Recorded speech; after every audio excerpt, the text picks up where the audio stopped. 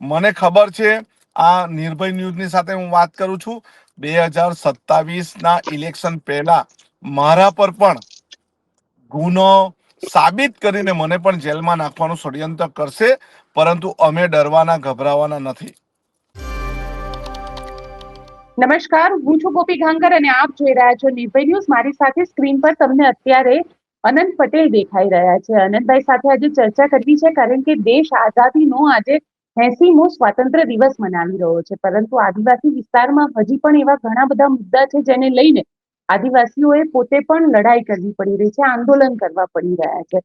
અનંતભાઈ, તમારી પાસેથી સમજવું છે કે દેશ તો આઝાદ થઈ ગયો, પરંતુ જે સંવિધાને તેમને હક આપ્યા છે અને એમાં પણ આદિવાસીઓને જળ, જંગલ અને જમીન માટેના જે હક છે તે મળી રહ્યા છે ખરા? આદિવાસી સમાજને સંવિધાને ઘણા બધા અધિકારો આપ્યા છે, ઘણા બધા હક્કો આપ્યા છે, પરંતુ હાલની જે પરિસ્થિતિ છે એ પ્રમાણે જંગલ જમીનનો હક હોય, અધિકાર હોય, અનામતનો અધિકાર હોય અથવા જળ જંગલ જમીનનો અધિકાર હોય, એ અધિકાર છીનવાઈ રહ્યો હોય એવું લાગે છે. ગઈકાલે અમે નર્મદા જિલ્લાના સાગબારા તાલુકાના ખેડૂતો અને આદિવાસી ખેડૂતો જે જંગલની જમીનમાં આસમાની ખેતી કરે છે એમની સાથે ધરણામાં બેસવાનું થયું ત્યારે જોયું. સત્તાધારી પક્ષ સાંસદ ધારાસભ્યતા આવીને બેસીને એમને સાંત્વના આપે છે કે અમારી મુખ્યમંત્રી શ્રી સાથે વાતચીત થઈ ગઈ છે, પરંતુ મારે એવું કેવું છે બેન કે મુખ્યમંત્રી સાથે વાત થયા પછી પણ 8 દિવસ સુધી ભૂખ હડતાલ પર બેઠા છે. તો શું એમને પોતાનો હક અધિકાર લેવાનો હક નથી? અને એમાં પણ સાંસદ નાટક કરે છે, ત્યાંના બીજા ચાલુ ધારાસભ્ય નાદોદના એ પણ નાટક કરે છે. તમે કહી રહ્યા છો કે સાંસદ નાટક કરે છે. આજે મનસુખ વસાવા ત્યાં ગયા હતા અને મનસુખ વસાવાએ એવું કીધું કે હું રાજીનામું આપી દઉં જો ખરેખર આદિવાસીઓને તેમના હક મળી જતા હોય. એટલે સરકાર સામે લડી તો રહ્યા છે, કમસે કમ ભાજપમાં થઈને પણ લડી રહ્યા છે. બેન, મારે એવું કેવું છે, હમ. મારી માં રસોઈ પીરસે અને એનો દીકરો હું ભૂખો મરું. સત્તાધારી પક્ષમાં મનસુખભાઈ છે અને ગુજરાતમાં અને દિલ્હીમાં પણ ભારતીય જનતા પાર્ટીની સરકાર છે, છતાં પણ મનસુખભાઈના વોટર્સ, એમની પ્રજા ભૂખે મરે છે. તો એનો મતલબ એવો કે મનસુખભાઈનું, દર્શનાબેનનું મુખ્યમંત્રી સાંભળતા નથી. અત્યારે અમારી સરકાર હતી તો અમારે ધરણા પર જવાની જરૂર નથી. અમે માત્ર ટેલિફોનિક વાત સીએમ ઓફિસમાં કરીએ એટલે અમારું કામ થઈ જતું. હમ. વાત એનો છે આદિવાસી અધિકારનો છે, અને જો આદિવાસી અધિકાર માટે સરકાર તૈયાર નહીં હોય તો મનસુખભાઈ રાજીનામું આપી દે. તમને લાગે છે કે મનસુખભાઈએ આગળ વાત કરેલી છે? જો કરી હોત તો કદાચ સમાધાન આવ્યું હોત, કે પછી ખરેખર મનસુખભાઈ ત્યાં જઈને ખાલી ખેડૂતો માટે એમના ફેવરની વાત કરે છે પણ સમાધાન નથી આવતું? મનસુખભાઈ માં તાકાત છે કે નરેન્દ્ર મોદીને બી મળીને વાત કરે. હમ. મનસુખભાઈમાં તાકાત છે કે મુખ્યમંત્રીને દબાણ કરી શકે, અને મનસુખભાઈમાં તાકાત છે કે જ્યાં સુધી આ પ્રશ્ન હલ ન થાય ત્યાં સુધી ખેડૂતો સાથે ભૂખ હડતાલ પર બેસે. એમનું સરકાર નથી સાંભળતી. ચાલો, હું આનંદ પટેલ વિપક્ષનો ધારાસભ્ય છું, મારું નથી સાંભળતી તો ઓકે, બરાબર છે, પણ મનસુખભાઈ તો સત્તાધારી પક્ષના સાંસદ છે, હમ. પણ એમનું બી સરકારની સાંભળે તો એમણે ખરેખર રાજીનામું આપી દેવું જોઈએ. પણ તમને લાગે છે કે એમના રાજીનામાથી સમાધાન નીકળી જશે? એમના રાજીનામાથી દબાણ તો ઊભું થાય ને બેન. એક દબાણ તો એમણે ઊભું કરવું પડે ને. આજે આદિવાસી ધારાસભ્ય અને આદિવાસી સાંસદનું કોણ સાંભળે છે? મને બતાવો. વિશ્વ આદિવાસી દિવસ કોઈએ ઉજવ્યો નથી, સરકારે ગુજરાતમાં ઉજવ્યો નથી. શું કારણ એનું? અત્યાર સુધી ઉજવતા હતા, હવે કેમ હમ. નથી ઉજવણી કરી? શું રીઝન છે? પરંતુ એમને આદિવાસી સમાજના લોકો ભેગા થાય, ઉજવણી કરે, નાચગાન કરે, રેલી કરે, એમાં એમને ઇન્ટરેસ્ટ નથી. પણ અનંતભાઈ, ગઈકાલે ઉમરપાડાના ખેડૂતો પણ ભેગા થયા હતા અને તેમને પણ કલેક્ટરને આવેદન પત્ર આપ્યું અને તેમના દ્વારા એવું કહેવામાં આવ્યું કે જે પણ માંગ છે ખોટી માંગ છે, આ નિયમ ના થવો જોઈએ. ખોટું સાચું કરવાનું કામ કોનું છે? સરકારનું છે. ને મેં પણ મારા નિવેદનમાં કીધું કે જે સાચું છે, જે વર્ષોથી ખેતી કરે છે, એમને હક મળવો જોઈએ. પણ એ સાચું કયું ને ખોટું કયું એનો નિર્ણય કોણ લે? મુખ્યમંત્રી લે, ત્યાંના આગેવાનો લે, ત્યાંનું ટ્રાઇબલ સબ પ્લાન લે, ત્યાંનું જંગલ ખાતું લે. અમે સાચું ખોટું કરવા નથી આવ્યા. અમે તો શાકબારાના ખેડૂતો વર્ષોથી આસમાની ખેતી કરે છે, જંગલની જમીનમાં ખેતી કરે છે, અને 7 દિવસના ઉપવાસ કર્યા, ધરણા કર્યા, સરકાર એનું સોલ્યુશન નથી લાવતી, એટલે અમારે ત્યાં જવું પડ્યું. પણ સવાલ એ છે, તમે એમ કહી રહ્યા છો કે આસમાની ખેતી કરે છે શાકભારાના, જે 12 ગામના ખેડૂતોનો પ્રશ્ન છે, ત્યાં આગળ એવી વાત છે કે કોઈ મહિલા સાથે આ પહેલા જે ઘટના ઘટી હતી તેને લઈને આ આખું ઘટનાક્રમ બન્યો, ત્યાં આગળ બંધ કરાવવામાં આવ્યું વન વિભાગ દ્વારા. બેન, મારે એક ઉદાહરણ આપવું છે. હું ડ્રાઇવિંગ કરતો, અમને મારી સાથે મારો પરિવાર બેઠો હોય, મારું એક્સિડન્ટ થાય કે હું કોઈની સાથે અકસ્માત કરું, તો મારી સાથે મારા બધા પરિવારને તમે સજા આપો? આપો કે નહીં આપો? એક ગામના જંગલની જમીનના ખેડૂતે દુષ્કર્મ કર્યું છે, એને કોર્ટે સજા આપી છે, તો શું એના પરિવારને બી સજા આપવાનું? શું એના ગામને બી સજા આપવાનું? શું એના ગામ સિવાયના 11 ગામને બી સજા આપવાનું? આ ક્યાંનો ન્યાય છે? આ માત્ર ને માત્ર બાનું છે. અને રાજકીય રીતે ભારતીય જનતા પાર્ટીમાં લડાઈ છે. એ ઉમરપાડાના ધારાસભ્ય હોય કે નર્મદાના સાંસદ સભ્યો, એ લોકોની રાજકીય લડાઈ છે.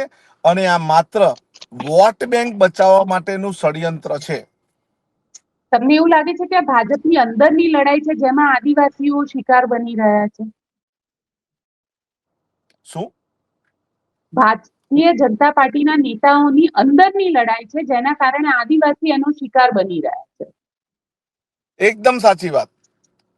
ભારતીય જનતા પાર્ટીના ધારાસભ્ય, સંસદ સભ્યો વચ્ચેની લડાઈ છે, અને પોતાની વોટ બેંક બચાવવા માટેની લડાઈ છે. આમાં ખરેખર મુખ્યમંત્રીએ પડવું જોઈએ, અને ભારતીય જનતા પાર્ટીના જે સાગબારા વિસ્તારના હોય, ઉમરપાડા વિસ્તારના હોય, એ લોકોને વચ્ચે સમાધાન કરાવીને જે સાચું છે તે કરવું જોઈએ. અમે એમ નથી કહેતા ઉમરપાડાના ખેડૂતો સાથે ખોટું કરો, અમે એમ નથી કહેતા કે સાગબારાના ખેડૂતો સાથે ખોટું કરો. બંને જગ્યાએ આદિવાસી ખેડૂતો જ છે. એમના વચ્ચે સાચું શું છે, ખોટું શું છે, એ હું નથી કરી શકતો, એ સરકાર કરી શકે છે. તમે કહી રહ્યા છો સાચું ખોટું સરકાર નક્કી કરશે, પણ આજે જ્યારે દેશ 80મો સ્વતંત્રતા દિવસ મનાવી રહ્યું છે, આપને શું લાગી રહ્યું છે કે ખરેખર આદિવાસી વિસ્તારની અંદર જે મુદ્દા છે, જંગલ, કારણ કે જળ, જંગલ અને જમીન, આ મેન આદિવાસીઓનો આખો મુદ્દો હોય છે, અને એ લોકો એ જંગલમાં ખુશ છે, પણ ક્યાંક એ લોકો માટેની વાત અહીંયા આગળ ભૂલી ગઈ છે સરકાર, કે એ જ મુદ્દા ભૂલાઈ ગયા છે? ખરેખર બેન, 80 વર્ષ આઝાદીના થઈ ગયા, પરંતુ આદિવાસી સમાજને, ખેડૂતને, ઓબીસીને, એસસી સમાજને જે અધિકારો આપ્યા છે, એ અધિકારોનું ખુલ્લેઆમ હનન થઈ રહ્યું છે, અને એ અધિકારો અમને હજુ સુધી મળ્યા નથી. પરંતુ અમે એ અધિકારો લઈને રહીશું. અને એની સાથે બીજી પણ વાત કરી દઉં કે આદિવાસી સમાજને શિક્ષણનો અધિકાર જે મળ્યો છે, એમાં પણ પ્રાઇવેટીકરણ આવી ગયું, ખાનગી સ્કૂલો આવી ગઈ. જે અમને વર્ગ 4ની નોકરી મળતી હતી, એમાં પણ કોન્ટ્રાક્ટ પ્રથા આવી ગઈ, જેના કારણે અનામત એના કારણે નબળી પડી છે. જે અમને 40% કટ ઓફની વાત કરી, એમાં પણ અમારી સાથે અન્યાય થયો છે. અને જ્યારે સાચા આદિવાસીઓમાં જૂઠા આદિવાસીઓ ઘૂસી ગયા, એમાં પણ અમને દાખલા માટે અન્યાય થયો છે. અમારી જળ, જંગલ, જમીનને હડપી લેવા માટે અવનવા પ્રોજેક્ટો આ સરકાર લાવી રહી છે અને એના કારણે અમને નુકસાન થઈ રહ્યું છે. આજની તારીખે પણ હું એ કહેવા માંગુ છું. કારણ કે જે રીતે પાલડિયાવાળો આખો મુદ્દો આવ્યો હતો કે અંબાજીથી લઈને ઉમરગામનો આખો જે પટ્ટો છે અને એમાં પણ ઘણી બધી જગ્યાએ હવે પ્રાઇવેટાઇઝેશનની વાત આવી રહી છે. આ વાતને આદિવાસી સ્વીકારશે ખરા? કોઈ આદિવાસી સમાજ પોતાની જમીન, એક પણ ઇંચ જમીન કોઈ પ્રોજેક્ટ માટે આપવાના નથી. અને હું પણ આદિવાસી સમાજના એક દીકરા તરીકે તમને કહેવા માંગુ છું, અમને વિકાસમાં કોઈ પણ અવરોધ નથી, પરંતુ વિકાસના નામે આદિવાસી સમાજનો વિનાશ કરે છે એમાં અમને એના માટેનો વિરોધ છે અને અમે વિરોધ કરતા રહેશું. કારણ કે એક વાત એવી પણ અત્યારે આવી રહી છે ને એક મુવમેન્ટ પણ શરૂ થઈ છે કે રિઝર્વેશન હટાવો. આને લઈને આપ શું કહેશો? આદિવાસી સમાજ એક છે, સંગઠિત છે. ગુજરાતમાં 1 કરોડ આદિવાસી સમાજના લોકો છે અને એ મોટે ભાગે સરકારી અને પ્રાથમિક શાળાઓમાં ભણે છે. એ મોટે ભાગે ખેડૂત છે. એ મોટે ભાગે સરકારી નોકરી લેવા માટે ખૂબ મહેનત કરે છે. એટલા માટે પોતાના હક અધિકાર જવા દેવા માંગતો નથી. કારણ કે જે મુદ્દાઓ ધીરે ધીરે શરૂ થઈ રહ્યા છે એમાં પણ જે રીતે ચૈતર વસાવા વાળો મુદ્દો સામે આવ્યો, એ મુદ્દાને લઈને આપ લોકો શું વિચારી રહ્યા છો? ચેતર વસાવા અને અનંત પટેલ અને બીજા ઘણા બધા સામાજિક આગેવાનો જે સરકારના વિરોધમાં લડી રહ્યા છે અને પોતાના સમાજ માટે લડી રહ્યા છે, ત્યારે મારે એવું જ કહેવું છે કે અમે જ્યારે સરકારના વિરોધમાં લડીએ છીએ ત્યારે અમારા પર સરકાર પોલીસને હાથો બનાવીને અમારા પર ગુના દાખલ કરે છે અને કઈ રીતે આ દબાઈ જાય, કઈ રીતે ડરી જાય એના માટેના ષડયંત્રો કરે છે. પરંતુ અમને પોલીસ પકડી લે, જેલ થાય, પરંતુ અમે ડરવાના નથી. અમે છેલ્લા શ્વાસ સુધી સમાજની સાથે છે. અનંતભાઈ, તમારા ઉપર પણ એક કેસ થયેલો છે. તમારા ઉપર પણ હવે એ કેસમાં એવું માનવામાં આવે છે કે 27ની ચૂંટણી આવે એ પહેલા અનંત પટેલના કેસમાં પણ જજમેન્ટ આવી શકે. એકદમ સાચી વાત. મારા પર 3 કેસ જે થયા છે 2022માં, એમાં મારી ગાડી પર હુમલો થયો, મારી ગાડીના કાચો તોડી નાખવામાં આવ્યા, મારા પર માથાના ભાગે ઈજા કરવામાં આવી, મારી પાસડી તોડી નાખવામાં આવી, છતાં પણ મારા પર કેસ થયા અને મારે જામીન લેવા માટે હાઈકોર્ટમાં જવું પડ્યું. અને જ્યારે ભારતીય જનતા પાર્ટીના ત્યારે તત્કાલના જિલ્લા પંચાયતના પ્રમુખ જાતે પોતાના સાગરિકો સાથે હુમલો કર્યો, એમને ટેબલ જામીન મળી ગયા. હું એક આદિવાસી સમાજનો છું અને મારા પર હુમલો કરનાર બિન આદિવાસી સમાજના છે, છતાં પણ એના પર એટ્રોસિટી એક્ટનો ગુનો દાખલ નહીં કરવામાં, છતાં પણ એના પર 307 દાખલ નથી કરવામાં આવી. અને મને ખબર છે, આ નિર્ભય ન્યૂઝની સાથે હું વાત કરું છું, 2027ના ઇલેક્શન પહેલા મારા પર પણ ગુનો સાબિત કરીને મને પણ જેલમાં નાખવાનું ષડયંત્ર કરશે, પરંતુ અમે ડરવાના, ગભરાવાના નથી.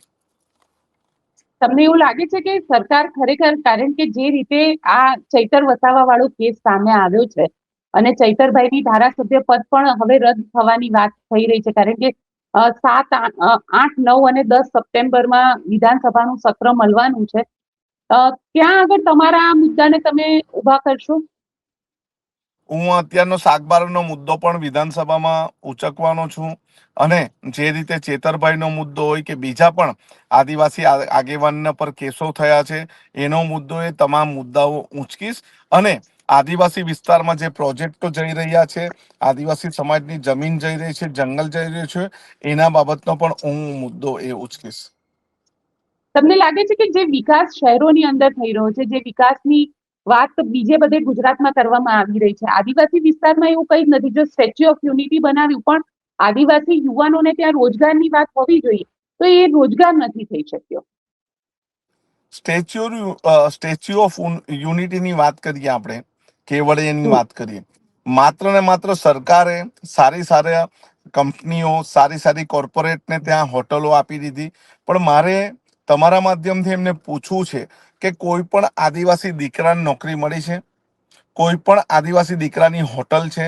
કોઈ પણ આદિવાસી દીકરાને ત્યાં કામ મળ્યું છે. હા, અમે આદિવાસી સમાજના છે એટલે અમને ઝાડુ મારવા માટે અથવા બેડશીટ બદલવા માટે, ત્યાં સાફ સફાઈ, વાસણ માંજવા માટે રાખે છે, પણ એ નોકરી નથી.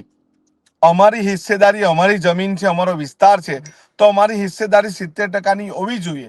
પરંતુ આ સરકારે આપી નથી. આ સરકાર માત્ર કોર્પોરેટો સાથે રહીને, ઉદ્યોગો સાથે રહીને એમના હિસ્સા ભરવાની વાત કરે છે. આવનારા દિવસમાં નવું કોઈ આંદોલન શરૂ કરવાના છો તમે? આવનારા દિવસમાં સમગ્ર ગુજરાતમાં અમે આદિવાસી અધિકાર યાત્રા કરવાના છે અને આદિવાસી સમાજના યુવાનોને, જેનજીને, આલ્ફાને બધાને ભેગા કરીને એક જ વાત કરવાના છે કે આપણે બધા ભેગા થઈને આદિવાસી સમાજના હક અને અધિકાર માટે લડશું અને તમે બધા એના માટે જાગૃત થાઓ. ઝેનઝી અને ઝેન આલ્ફા બે પેઢી એવી છે જેને જંતર મંતર પર આંદોલન કર્યું અને સરકારે ધર્મેન્દ્ર પ્રધાનનું રાજીનામું લેવું પડ્યું. તમને લાગે છે કે પરિવર્તન લાવી શકશે? 100% પરિવર્તન લાવી શકશે અને ગુજરાતમાં પણ ઝેનઝી અને ઝેન આલ્ફા દ્વારા અમારા જેવા આગેવાનો એમને સહકાર આપીને ગુજરાતમાં પણ અમે એવું પરિવર્તન લાવીશું. એટલે તમે પણ એક ઝેનઝી મુવમેન્ટની શરૂઆત કરવાના છો, કેમ કે તમે પોતે મિલેનિયમ છો પાછા. હા, હું પણ એમની જોડેનો જ છું અને હું પણ એમના સમર્થનમાં છું ને એમની સાથે છું. બિલકુલ આનંદભાઈ, આપ અમારી સાથે જોડાયા તેના માટે આપનો ખૂબ ખૂબ આભાર.